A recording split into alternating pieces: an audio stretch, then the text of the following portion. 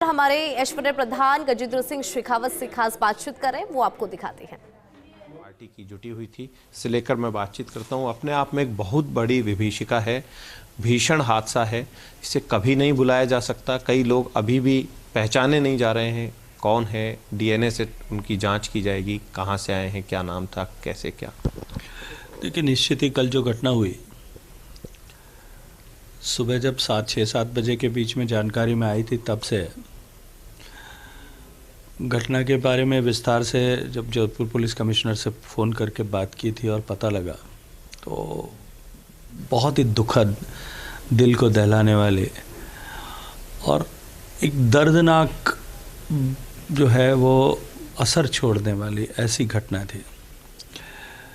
अभी तो इतने लोग दिवंगत हुए हैं, कई लोगों के बारे में अभी पता नहीं है, कई लोग ज़िंदगी और मौत से जूझ रहे हैं। निश्चित रूप से ऐसी घटनाएं बहुत लंबा मनोवैज्ञानिक असर उन परिवारों पर भी, समाज के मनोपटल पर भी और व्यवस्था देखने वाले लोगों के दिल और दिमाग पर भी छोड़ करके जाती हैं। भगवान से प्रार्थना यही है, जो लोग अस्पताल में जूझ रहे हैं उनको भगवान उनके दुख कम करे, उनके कष्ट को हरे, उनको ठीक जल्दी से स्वास्थ्य लाभ दे। जो लोग चले गए हैं उनके परिवार को धीरज प्रदान करे। और मैं तो कहूँगा कि सरकार ने सब तरह से तत्परता के साथ में व्यवस्थाएं की है। कम से कम लोग अस्पताल में जाएं, क्योंकि बर्न केसेस में बहुत इन्फेक्शन और सेकेंडरी इन्फेक्शन बहुत फैटल होते हैं, घातक होते हैं। मिनिमम लोग अस्पताल में जाएं, केवल पॉलिटिकल अपने आप को दिखाने के लिए न जाएं। डॉक्टरों को अपना काम करने दें। हम सब मिलकर के भगवान से प्रार्थना करें कि वो सब लोग शीघ्र स्वास्थ्य लाभ प्राप्त करें। ब्लैक स्पॉट जो होते हैं उनको भी मुख्यमंत्री कल तुरंत पहुंच गए थे, हादसे जहां हुआ वहां भी गए, उप मुख्यमंत्री को भी भेजा। कल रात को ब्लैक स्पॉट पूरे राजस्थान में कई है ऐसे जहां पर कि ऐसी दुर्घटनाएं होती हैं, उन्हें लेकर भी अवेयरनेस और बहुत मोटा पैसा भी खर्च किया जा रहा है NHAI के साथ। और लेकिन जागरूक तो विभागों को भी होना पड़ेगा। कई विभाग है जो बहुत ज़्यादा, देखिए, नी जर्क रिएक्शन है। माननीय मुख्यमंत्री जी ने संवेदनशीलता दिखाते हुए वो गए हैं और बहुत निश्चित रूप से ये वो जो है अभिनंदन के योग्य है। जहाँ तक ब्लैक स्पॉट्स का विषय है, national highway authority of India ने आज से 1.5 साल पहले सब राज्यों को इसके विषय में पत्र लिखा था।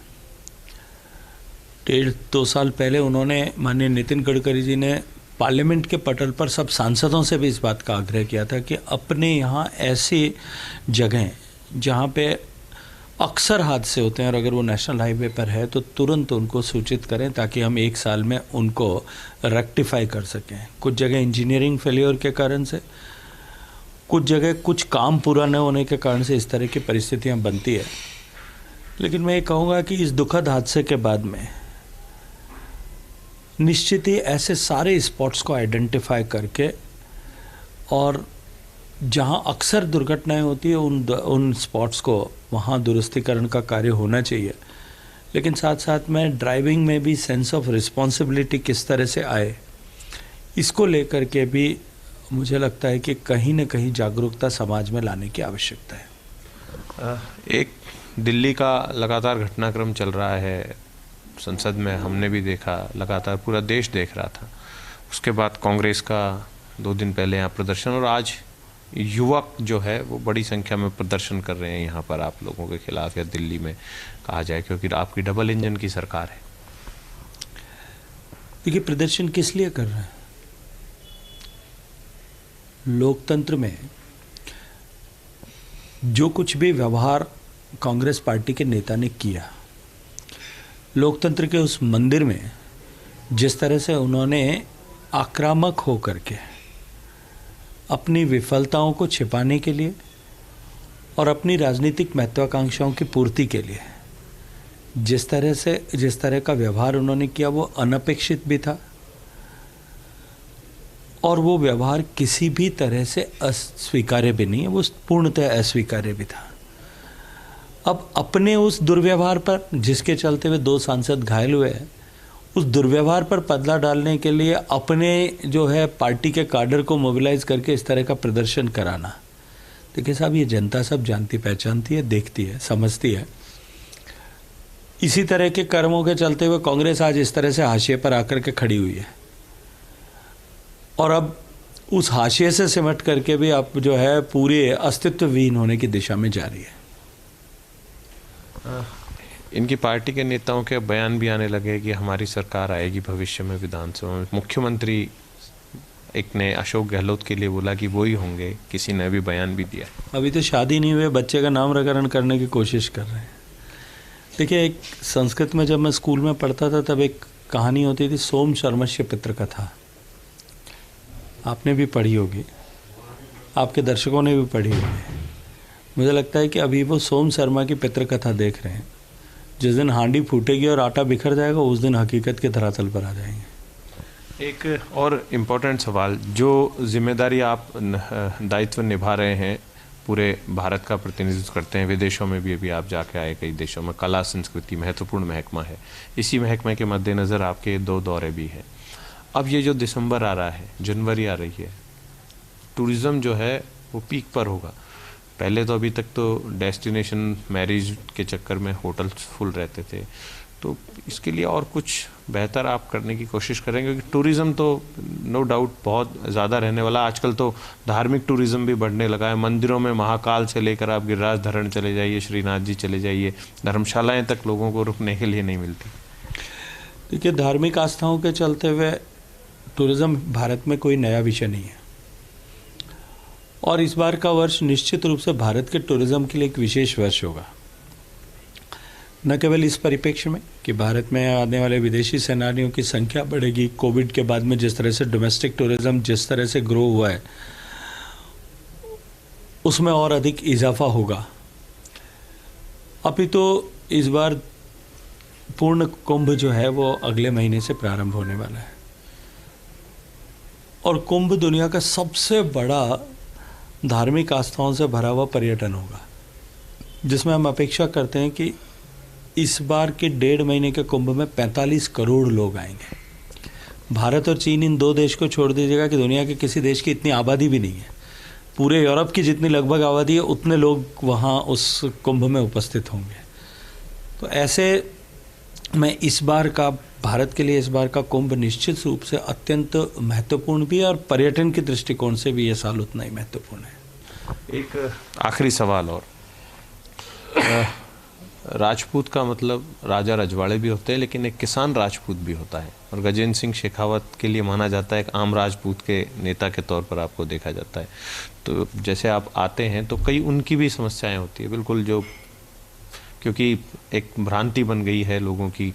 सवर्ण समाज, आप लोगों ने आर्थिक आधार पर भी बहुत बड़ी चीज़ उनके लिए की है, तो उनके लिए भी टूरिज़्म सेक्टर बहुत अच्छा हो सकता है भविष्य में, क्योंकि एक बार भैरव सिंह जी ने प्रयास किए, अच्छे आ रहे हैं। ऐसा कोई प्रयास भविष्य में करेंगे? ऐसा नहीं, और भी बहुत सारी कम्युनिटीज़ होती हैं उसमें। देखिए, राजपूत का अर्थ है रज का पूत, जो ज़मीन से निकला हुआ है, ज़मीन से जुड़ा हुआ है, और जिसने हमेशा ही दूसरों के लिए अपना समर्पण किया है।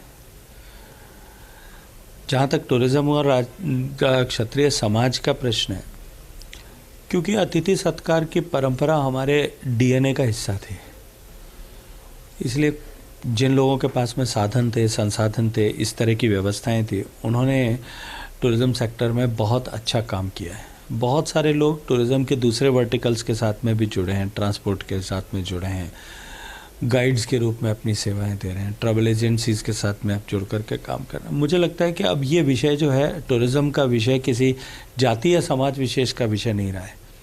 अब तो ये सबके लिए अपॉर्चुनिटी है, और जिस तरह की संभावनाएं मैं टूरिज़्म में भारत के लिए देखता हूँ, भारत की अर्थव्यवस्था में अभी जो आधिकारिक आंकड़े आते हैं उसके हिसाब से लगभग 5.6% भारत की अर्थव्यवस्था में जीडीपी में टूरिज़्म कंट्रीब्यूट करता है। लेकिन अगर रिलीजियस टूरिज़्म को टूरिज़्म के अदर एस्पेक्ट्स को भी जोड़ दें तो इट गोज़ अप टू 10%। और भारत की 4 ट्रिलियन की अर्थव्यवस्था जब आने वाले 25 साल में 40 ट्रिलियन तक पहुंचेगी, जब हम विकसित भारत होंगे, तब भी ये 10% कंट्रीब्यूटर टूरिज्म रहेगा। तो आप कल्पना करिए कि आज जो भारत की संपूर्ण अर्थव्यवस्था है, उतनी बड़ी अर्थव्यवस्था केवल टूरिज्म की होने वाली। और टूरिज्म एग्रीकल्चर के बाद में सबसे ज़्यादा रोजगार सृजित करने वाला सेक्टर है।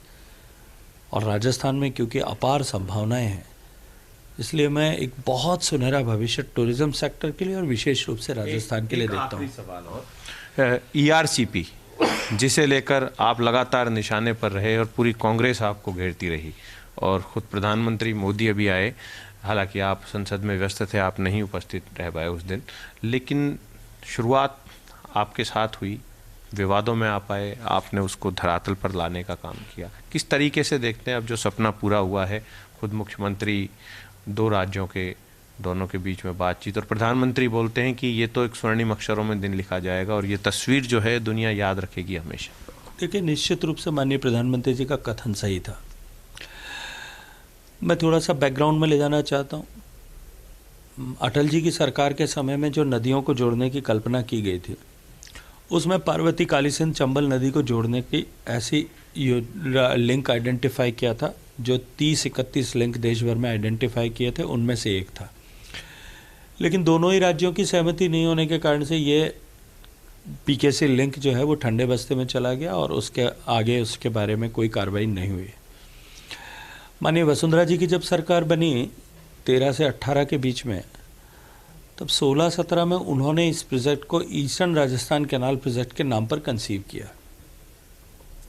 लेकिन क्योंकि मध्य प्रदेश की NOC नहीं थी और उस प्रोजेक्ट को जिस तरह से डिज़ाइन किया गया था, इंजीनियर्स ने उसको जिस तरह से डिज़ाइन किया था, उसमें मध्य प्रदेश की सहमति मिलने की संभावना भी नहीं थी, क्योंकि वो मध्य प्रदेश के डाउनस्ट्रीम के स्टेट्स के हितों के विपरीत था। माननीय गहलोत साहब की सरकार बनने के बाद में गहलोत साहब ने उसको पानी और राजस्थान के भविष्य के बजाय राजनीतिक भविष्य का एक अवसर के रूप में लिया।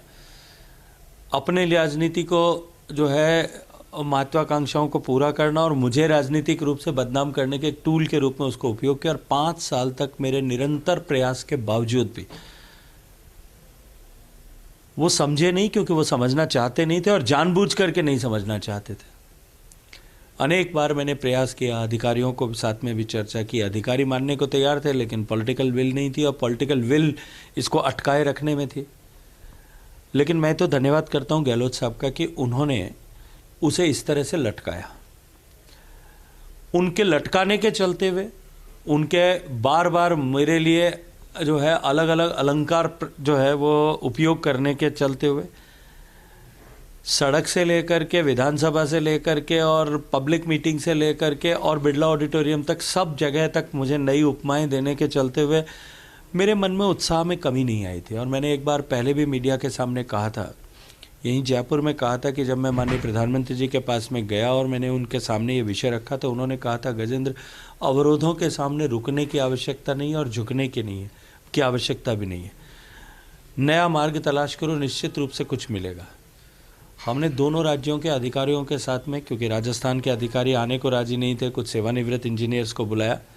अधिकारी राजी थे लेकिन सरकार के भय से नहीं आ रहे थे, और दोनों राज्यों के बीच में एक नए, पुराना PKC और ERCP दोनों को जोड़ करके एक नया लिंक आइडेंटिफाई किया, जिसको मॉडिफाइड PKC ERCP ऐसा नाम दिया। जैसे ही सत्ता परिवर्तित हुई, राजस्थान में भारतीय जनता पार्टी की सरकार बनी, मध्य प्रदेश में आदरणीय मोहन जी के नेतृत्व में सरकार बनी। मैंने दोनों राज्यों को साथ में बिठा करके 30 दिन के अंदर अंदर सरकार बनने के दोनों राज्यों के बीच कंसेंसस डेवलप करके MOU करा दिया था। और मैं ये मानता हूँ कि राजस्थान के किसानों के लिए, राजस्थान के पुराने 13 और वर्तमान में 25 जिले, मतलब लगभग आधे राजस्थान की आधी आबादी के लिए ये ईस्टर्न राजस्थान कैनाल परियोजना और रिवाइज्ड PKC लिंक, जो भी इसको नाम दिया जाए, ये नदी जोड़ने का प्रकल्प राजस्थान के लिए भी महत्वपूर्ण होगा और मध्य प्रदेश के भी लगभग 13 जिलों के लिए, और वहाँ की लगभग 3 करोड़ आबादी के पेयजल की गारंटी। इतनी बड़ी परियोजना, इतने लोगों के जीवन को सुरक्षित संरक्षित करने वाली योजना, इतने लाखों किसानों के जीवन को परिवर्तित करने वाली योजना, ये योजना निश्चित ही महत्वपूर्ण है, तभी प्रधानमंत्री जी का ये कथन कि ये चित्र सदियों तक याद किया जाएगा, ये बिल्कुल सटीक भी है और सही भी है। केंद्रीय मंत्री गजेंद्र सिंह शेखावत ने बातचीत की है। सबसे महत्वपूर्ण बात यहाँ पर यही है कि ईआरसीपी अब धरातल पर है, जिसे लेकर पिछले दिनों यहीं जब आते थे तो कांग्रेस लगातार इन्हें घेरती थी और कोई ऐसा दिन नहीं होता था जब इनके खिलाफ बयानबाजी नहीं होती थी। दूसरी बात, उस विभीषिका पर भी गहरा दुख व्यक्त किया और एक बड़ी बात केंद्रीय मंत्री ने बोली है। उनका कहना है कि बर्न के केसेज में भीड़ अस्पतालों में कम से कम जाए, लोग घर पर प्रार्थना करें, वैसे मदद करें उस क्षेत्र में उस परिवार की, लेकिन अस्पताल में कम जाएं। ये बड़ा मैसेज भी उन्होंने दिया है। कैमरा पर्सन सुरेंद्र सैनी के साथ ऐश्वर्या प्रधान, फर्स्ट इंडिया न्यूज़, जयपुर।